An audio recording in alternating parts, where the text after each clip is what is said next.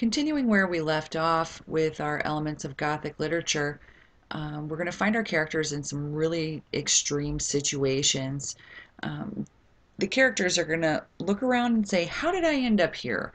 And a lot of times they're going to travel from their innocent, sweet, nice setting to their very horrible, scary, gothic-y setting. And it's going to be through an absurd or an odd situation. Something's going to be very crazy for them.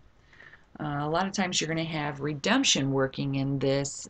So you'll have a really, really bad guy, and he wants to become a really, really good guy. So look at the monster in Frankenstein. He does some really bad things, and then he decides that he doesn't want to be the bad guy. He doesn't want to be the monster.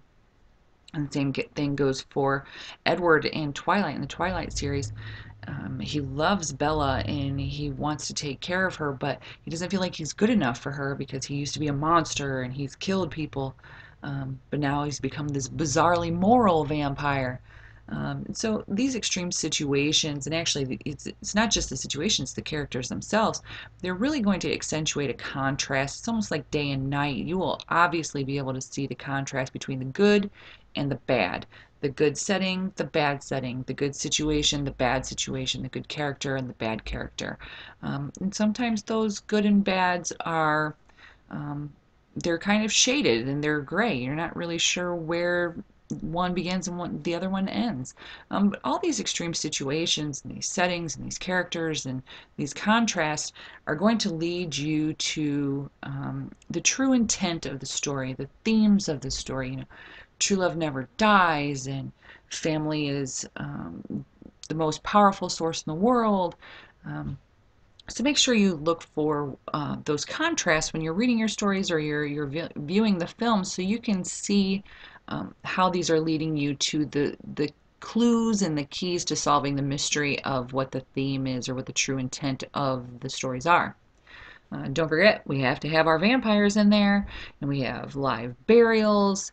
People are going to get shoved under staircases. That's a live burial. If they get put into attics, it's a live burial.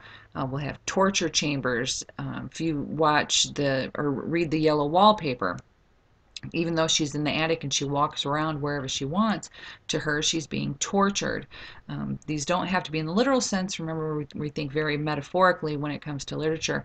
Um, and just like the live burials and torture chambers, vampirism doesn't actually have to be like Dracula with the big teeth and my guy up here in the corner. Vampires can just be someone who even inadvertently drinks blood or accidentally eats another human being. So remember to think very metaphorically here. Um, the next thing is we're going to have this moral dilemma, and that actually goes along with our Byronian hero and our Edward wanting his redemption. He went from bad to being really good.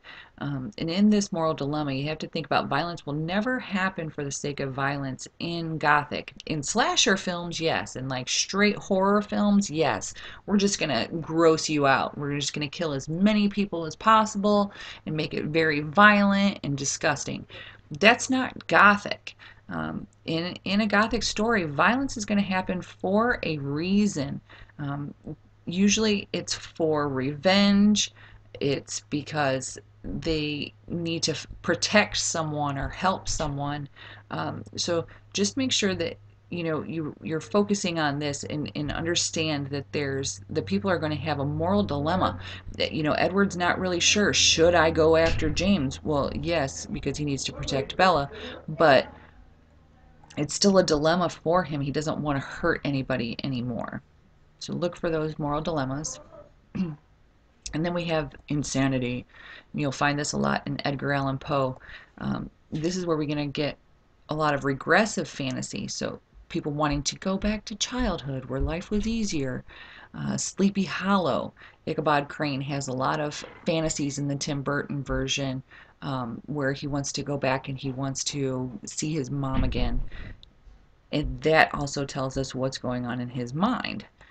Usually the men are the crazy ones, but we have a lot of women who are crazy as well, especially Emily Dickinson. So this is the end of part 2. Please click on part 3 now. Take a minute to reflect first, though.